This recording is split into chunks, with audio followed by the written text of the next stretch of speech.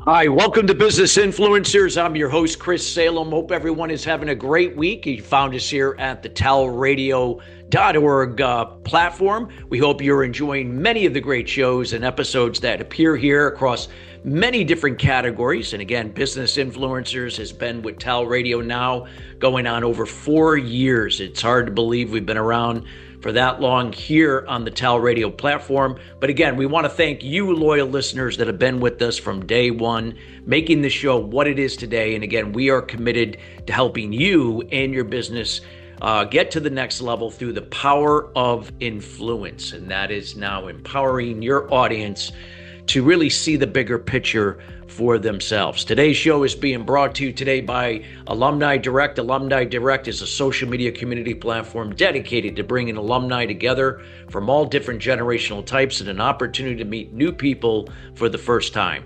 Now, it is a membership program taking out all the noise out of social media. You get to generate genuine and authentic relationships with the people you choose to interact with. If you'd like some more information about Alumni Direct, check them out at alumnidirect.com. That's alumnidirect.com. Well, today's show, we're going to be talking about reclaiming control through financial clarity. So we could all use some clarity when it comes to financials, whether if you are you're looking at this on a personal level or in your business. It's so important because it is the quiet superpower behind sustainable leadership.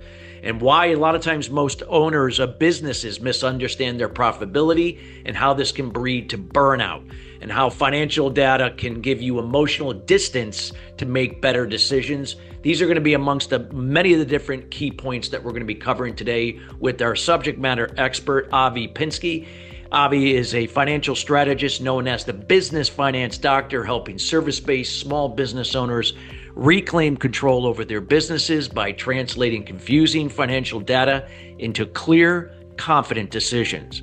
Rather than diving into jargon or spreadsheets, Avi focuses on cash flow clarity and practical insight, empowering owners to reduce stress, stabilize their growth, and lead with purpose. He's especially effective with entrepreneurs who look successful on the outside, but feel reactive or uncertain behind the scenes. And I can tell you there's probably quite a few of them out there, and I hope those are the ones listening here today, because this is going to be some valuable insights coming from Avi. And without further ado, we welcome Avi Pinsky to the show. Avi, how you doing today? Doing well. Thanks for having me. Great to have you here. Thank you so much. We look forward to you sharing the insights. Let's just talk a little bit about, this lack of clarity, for maybe, just based upon your experience being in this space, where we can kind of like tee things up for how you're going to share how we can reclaim more clarity. Yeah, the lack of clarity. I mean, let's face it, we're not all numbers people. Not everybody enjoyed math class in high school, and maybe that's the last time they looked at numbers. And they started working on a job as an operator in a job, maybe a lineman on a crew, and then as they work their way up the ladder, so then their career progresses and things have to change. Right? As you become a manager of people, and as you then morph into maybe a CEO role or an ownership role, your day-to-day activities have to completely change from what they were as an associate or as the person on the bottom of the totem pole. And unfortunately, the skills required for those new positions are not always taught. And when you're now at the top of the ladder and you're the one that has to make the decisions, how do you do that? What are you basing your decisions on? And if you were, let's say you were a staff accountant, so you're really good at doing tax returns. Well, now you have to run the whole accounting firm. That's a completely different skill set, right? If you're a lawyer, you're just reviewing contracts, and all of a sudden you're running the law firm. That's a completely different thing. And you can do that. You can apply that to any business, right? If you're a plumber, and you're changing toilets, you're fixing leaks, whatever it is, eventually you start your own plumbing company. There's a whole different skill set required for being the owner, and those skills were not taught, and now you have to learn them on the job.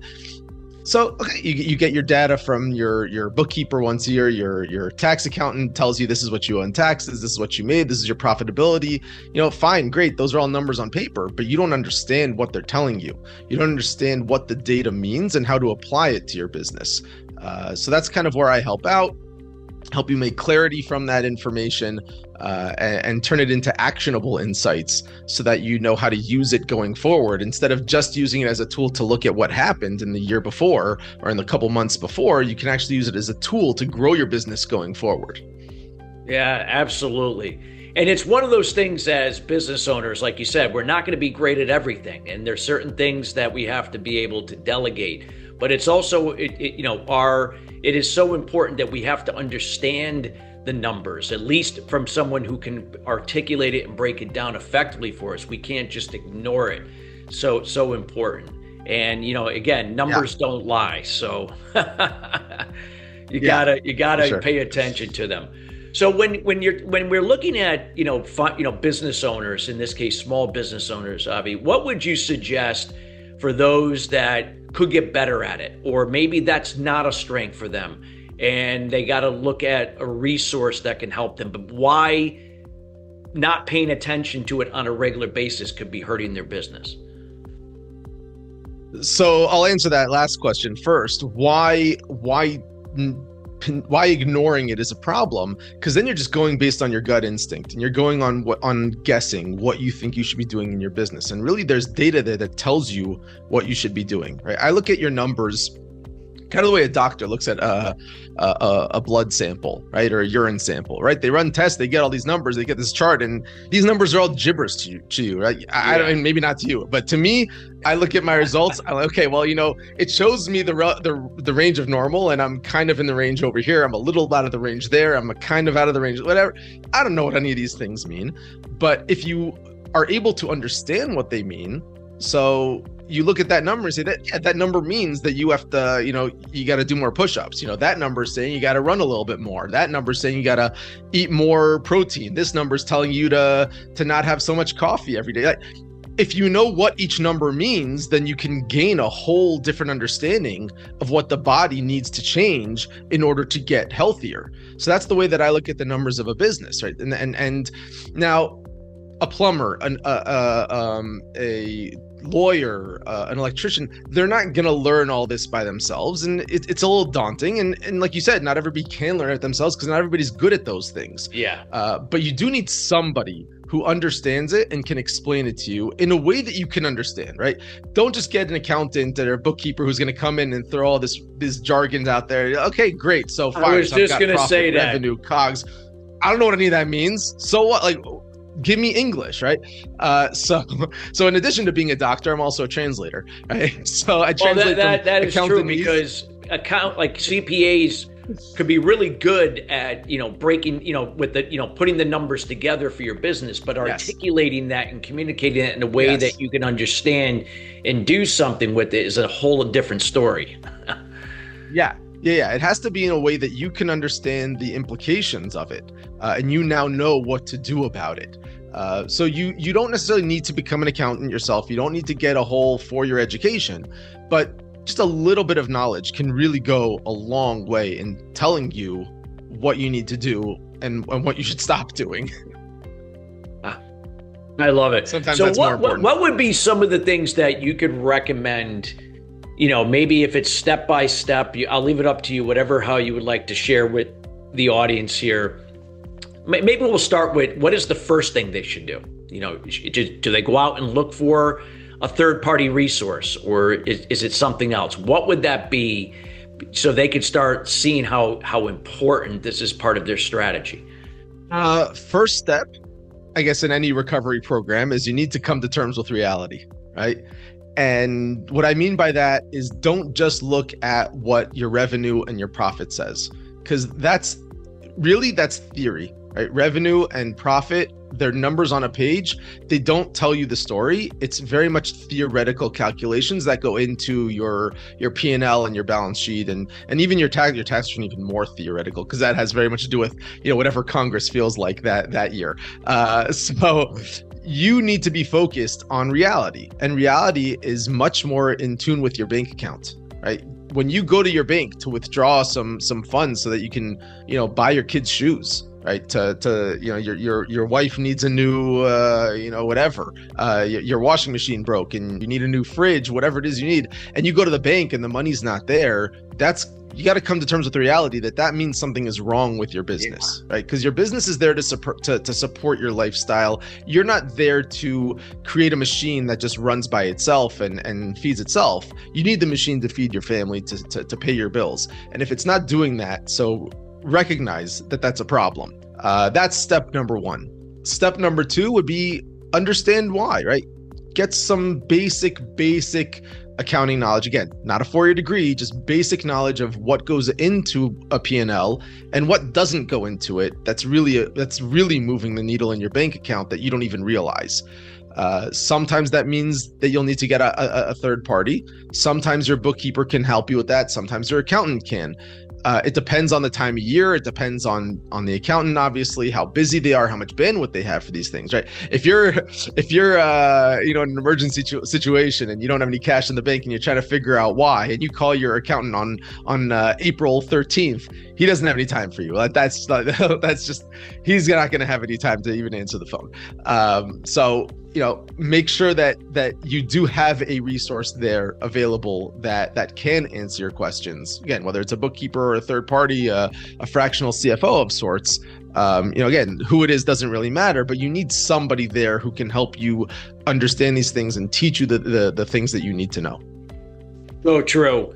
Because again, it allows you to focus on what you're good at. And without this information, it's gonna, you can be making decisions that could be now work against you because you didn't really know how to break down this information. And it could have allowed you to pivot or adapt to something else that would have been better suited. Yeah, definitely. I know somebody who was, I love telling the story because it really just brings out exactly that point they just made. Not only could you be losing on the upside, but you could be digging your own grave. I know somebody who was in the picture frame business, and he had kind of like the classic wooden frames and then the more modern metal frames. And those two divisions were run by two different people. And the more modern metal frames were run by somebody who was very charismatic. So they ended up investing heavily in that department without doing any analysis on the profitability of each department. And turns out that department was really more of a loss leader than anything else. So the more sales they were making there, the more money they were losing. And he was literally just digging his own grave because he's investing in the wrong product. Yeah. All he had to do was get a little bit of basic analyses to see that really the wooden frames are much more profitable. He could have had a booming business. As it is, he had to sell to someone else who did that analysis and then took the business, to crazy heights, and he had to get out of it before he lost his shirt. So yeah, it's not just a matter of making the right decisions. It's certainly avoiding the wrong ones as well. So true. So true. And, and when you look at this, how important it is to be consistent in this area. Like, this isn't something you do once a year. This has got to be something that's got to be part of your, I'm not saying that it's every day you're going to be but like, it's got to be something we got to be looking at least weekly, just to make sure we're on track. Because again, your numbers are going to be very important when it comes to increasing your valuation. And a lot of times small businesses think like, yeah, what does it matter what my valuation? It means a lot, because you may want to sell that business one day, and if you want to get the most money for it, you gotta those numbers are going to help you raise your valuation if you know how to, use them correctly. Yeah. So how often you analyze this is going to be very dependent on the industry, on the size of the business, and how frequently you have the bandwidth to deal with it. A big, huge business like Google or Apple, they might be analyzing these things daily. But a smaller business can maybe get away with it monthly, maybe even monthly, bi-monthly or like semi-annually. It really depends on the size of the business. And then when you said about valuation, 100%, because if you decide maybe maybe in a couple months you want to sell your business, well, it's a little bit too late to start now trying to think about your numbers and the way you look on paper, because somebody's going to buy your business on paper, right? Even though I said before, the revenue and the profit is all in theory, that is a lot of times what banks will use to determine loans and what a buyer will use to determine what your business is worth. And you can't just think of that the week before selling, right? It's not like you're selling a house. It's like, okay, great. Let's clean up all the mess. Let's stage all the rooms. The buyer's coming tomorrow. Like, that's not how it works with a business. They want to see some history. So you got to make sure that if it's a possibility you'll be selling in the next year, 2, 3 years, you want to be able to show that there was profitability, there was cash flow, during a significant period of time. You can't just make up your mind tomorrow and be like, oh, great, let's make the bed. That doesn't work that way in business. No, it's so true. Like I said, sometimes depending upon the business, these things could take a year, could take a little more to ramp up. Maybe you had to revamp your messaging, and now for your lead gen and SEO to kick in to increase revenue and net profit. It could be that you had a lack of systems and processes in place that might take some time to see the change in the numbers. And like you said, you can't wait last minute and do that, because that, someone's going to come in, if there is any interest, they're going to buy your business pennies on the dollar, not for what it would have actually been worth had you been on top of your numbers. Exactly. Yeah. And then it's coming out of your pocket. Yeah. So true. So what do you recommend? Like, people like yourself, like, having someone that can, be that neutral third party, to kind of come in and, and begin to give you, give that owner these insights. This isn't, they got to be able to see these resources not as an expense, but as an investment in growing their business. If you could talk about that. Goes back to not knowing everything, not being able to do everything, right? Anybody who's tried, they realize fairly quickly that they're not an expert in marketing. They're not an expert in their finance. They're not an expert in sales, right? And they might be an expert at changing some plumbing. They might be an expert at reviewing contracts, but your role is now different, and you have to come to terms with that, right? If you want to own a business, hire a CEO, and you'll just work in the business and let him run it, fine, great. But now you got some concerns of the ship of the captain is now ordering around, or the captain of the ship is now ordering around the owner of the ship. How's that going to work for you? Right? So you're going to have to come to terms with the fact that you don't know everything if you're going to go into this role of running your business as a CEO, as the owner.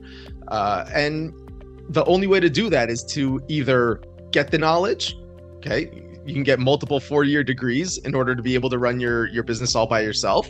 That's going to take a lot of time and effort and investment to get those skills. Or you can decide which things are really not in your wheelhouse and which things can be farmed out and can be replaced for, really, in terms of value. It could be that you're investing pennies on the dollar of what you're getting back, right? If you can hire a marketer who's going to now take 5 hours of work off of your plate every day because you don't have to go looking through all these branding materials and decide what you're doing here, whatever. You got a marketer who you're just paying. If you're doing it on a fractional basis, it could be really, really cheap. Or getting a VP of marketing, and okay, I'll pay them a pretty penny, but maybe it's worth it. So you got to look at the big picture. You're investing here in the short run. In the long run, your business is going to be a lot more productive. So you're going to get more money in the bank just from it running properly. It's going to be worth more, so that if you do want eventually have an exit, so you'll make more money that way. But the biggest benefit is your happiness during that whole time, because now you're not spending 80-hour weeks at the office killing yourself over things that you don't even like and things that you don't even understand and making decisions that you don't even want to make. You can now spend a normal 35, 40 hours in the office, have somebody else break their head over things that they enjoy, and you can now spend the rest of your time doing things that you want. You can take vacations, you can play with your kids, right? You get your freedom back, right? Nobody's starting a business because they want to be a slave to the business. They're doing it because they want the freedom of owning the business and not having a boss of their own. So you get that back by deciding that you can't do everything yourself, and stop trying to do everything yourself. We encourage everybody to go back and listen to this episode again, and make sure that, again, if you missed something, there's a lot of golden nuggets here that Avi has shared. And of course, you're going to be getting this contact information here later before the end of the show. Avi, is there anything that you would like to share that we haven't discussed that you feel like would, give them, again, that put them in a proactive stance rather than a reactive stance of where they are moving their business forward. Way to become proactive is to understand your data. Right? Same analogy as the blood and the urine samples and the blood tests with your doctor, right? The way to get proactive is to figure out what you have to do in order to improve your overall health. So you need to figure out how to improve your overall business health as well. And that's by studying the numbers or getting an understanding of the numbers, getting your test scores and figuring out what that means in terms of what needs to change. Instead of just saying, well, okay, I'll just keep going my usual self and hopefully next year the test will be a little bit better.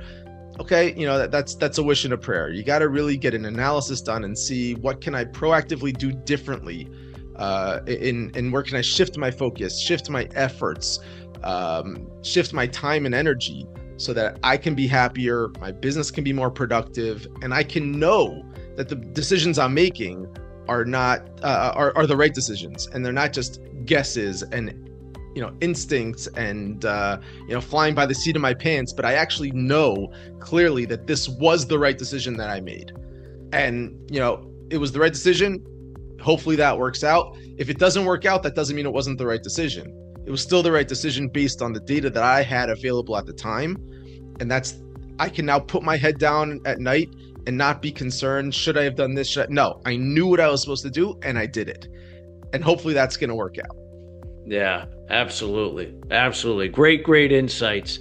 And what, in terms of clarity, I guess maybe another question. Let's say like you are in the trades and you're a plumber or you're an electrician, it could be a lawyer, it doesn't matter.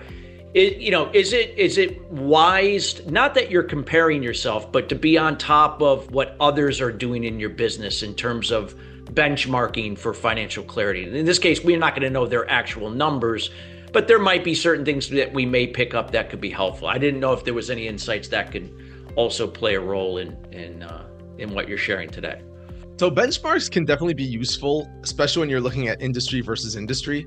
Right. So if I'm I was talking to a friend once, and he's a therapist, and he meets people over Zoom. He has a tiny little office, and that's his all expenses, just a website and internet.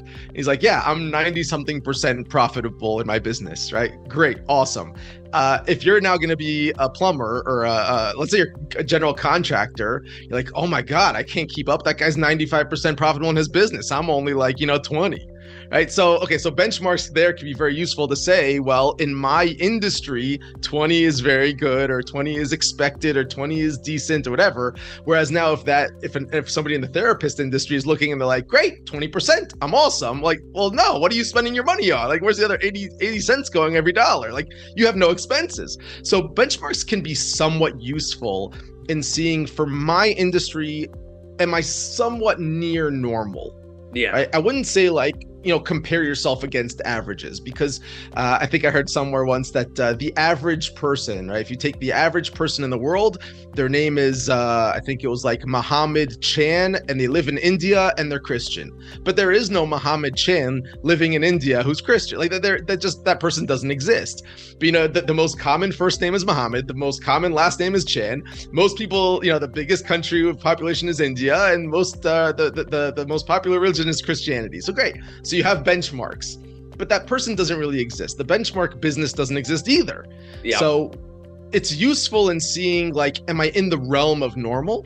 But don't be comparing yourself to it and be like, well, I'm only at 19%. My benchmark should be 20. So I really have to figure out that last 1%. Oh, you're within the range of normal, right?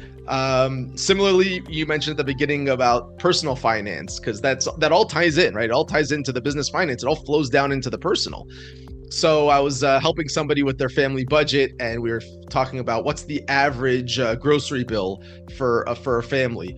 And so, the average person in the family consumes X amount of dollars of grocery. Let's just throw out a number. Let's say it was $250, for a family of 4 per week. It's a random number. So he's like, oh, I'm at 270. Is that okay?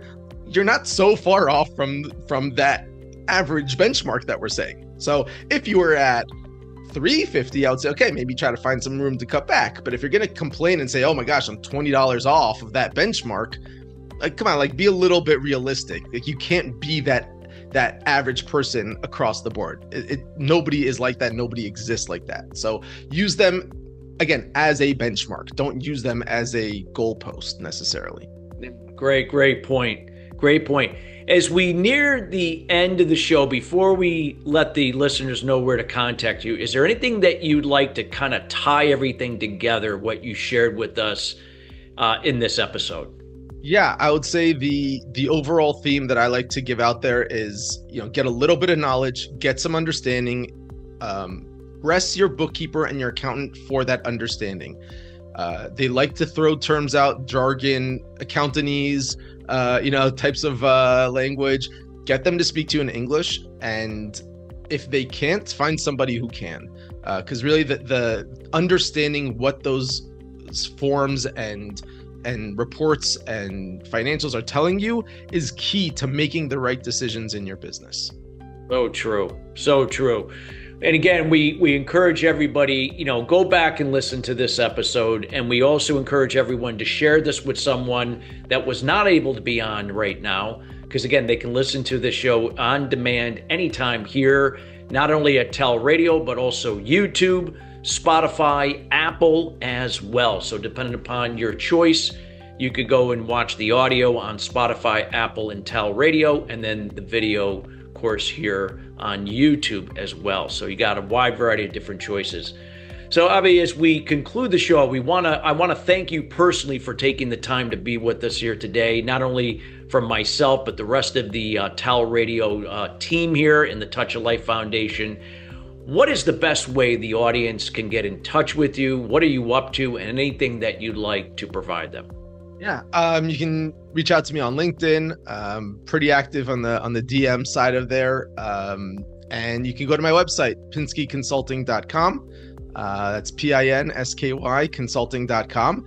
And if you want a free resource on there, I have my Pinsky's Prosperity Playbook. You can click on the top banner. I think it's on the right of the banner. You can click Prosperity Playbook, and you can download a very easy to use free Excel workbook that you can use to set your goals in your business and track your progression towards your targets of getting your business where you're trying to go.